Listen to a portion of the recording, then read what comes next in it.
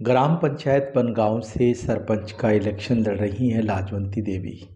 फतेहाबाद यानी गुलाबी नगरी की बेल्ट में ये गांव आता है और इस गांव की हाल फिलहाल सूरत क्या है और किस तरह के सपने लाजवंती देवी के जहन में हैं, आंखों में हैं, उन्हीं से बातचीत करते हैं हम।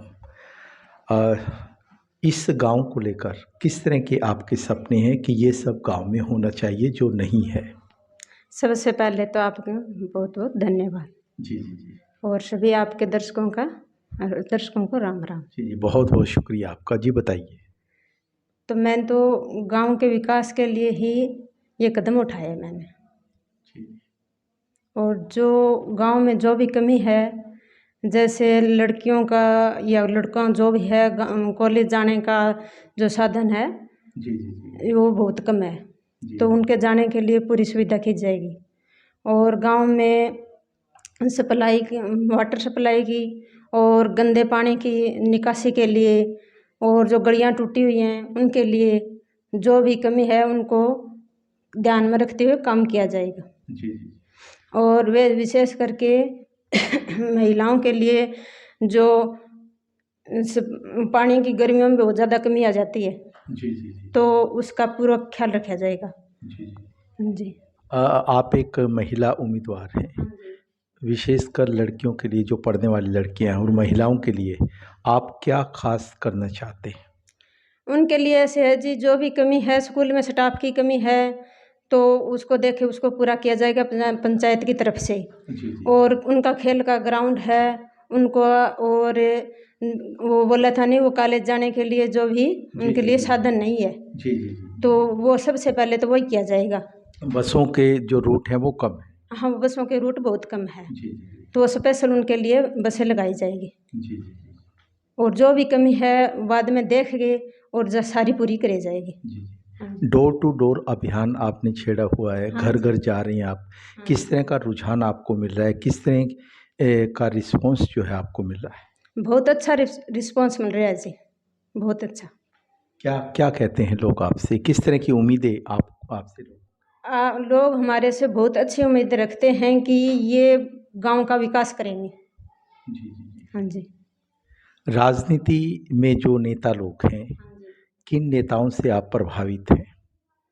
वैसे तो हमारा राजनीति में पहला ही कदम है जी। जी जी जी और जो नेता है काम करने के लिए जो आगे आते हैं उनको देख के ऐसे होता है कि गांव का विकास करें, जी जी जी और गांव का विकास करने के लिए हमने ये कदम उठाया है। जी जी जी।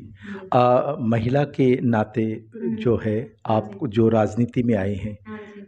कितना सही आप मानते हैं, कितना अच्छा आप मानते हैं तरक्की के लिहाज से कि महिलाओं को राजनीति में उतरना चाहिए? उतरना चाहिए जी, बिल्कुल उतरना चाहिए महिलाओं को। और जैसे घर रहते हैं तो महिलाएं घर तक ही रह जाती है सिमट के, जी और बाहर जाते हैं अब मेरा पहला ही कदम है तो मैं सोचती हूँ कि आगे आना चाहिए महिलाओं को।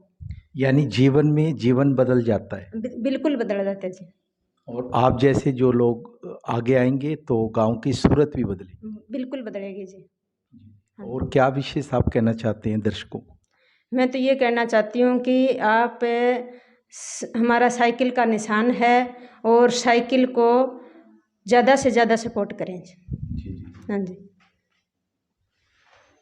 साइकिल का निशान है, रफ्तार की बात चल रही है और काम करने का जज्बा भी लाजवंती देवी की ज़ुबान पर है। सचमुच ये सियासत की जो पहल है, इसे आप आदर्श पहल कह सकते हैं। लाजवंती देवी के पति विनोद कुमार भी हमारे साथ हैं, उनसे भी जान लेते हैं कि गांव की तरक्की के लिहाज से इस दिशा में उनके किस तरह से कदम बढ़ेंगे। जी, आप क्या खास कहना चाहेंगे? सबसे पहले तो आप आए हैं इसके लिए आपका धन्यवाद, और आपके सभी दर्शकों को राम राम। इसमें हम जैसे डोर टू डोर गए हैं तो हमें पता लगा है गाँव की आज के दिन गाँव में जो मेन मुद्दा है वो रोज़गार का भी नहीं है। लोगों को छोटी छोटी जो मूलभूत सुविधाएं हैं वो भी नहीं मिल पा रही है। चाहे वो राशन कार्ड हो, चाहे वो सरकार की तरफ से चलाई गई स्कीमों के कार्ड हों, चाहे वो स्वास्थ्य कार्ड हो। सरकार ने बहुत लोगों की उन्नति के लिए बहुत सारे कदम उठा रखे हैं, लेकिन नीचे का तबका है उस तक वो स्कीमें पहुंच ही नहीं पा रही है। तो हम हमने सभी से ये वादा किया है कि जो पहला साल है, पहले साल में सभी को जो मूलभूत सुविधाएं मिलनी चाहिए वो हम देंगे। 1978 में एक और जो गांव की समस्या है, लोगों के पास मकान तो है ही नहीं और प्लाट भी नहीं है किसी प्रकार का। 1978 में मेरे ही परिवार से श्री जगदीश जी झाझड़ा जी सरपंच बने थे। उस टाइम उन्होंने गरीब लोगों के लिए सरकार से अपील करके और 3-3 मरले के प्लाट काटे थे। 1978 से 83 का उनका प्लान था।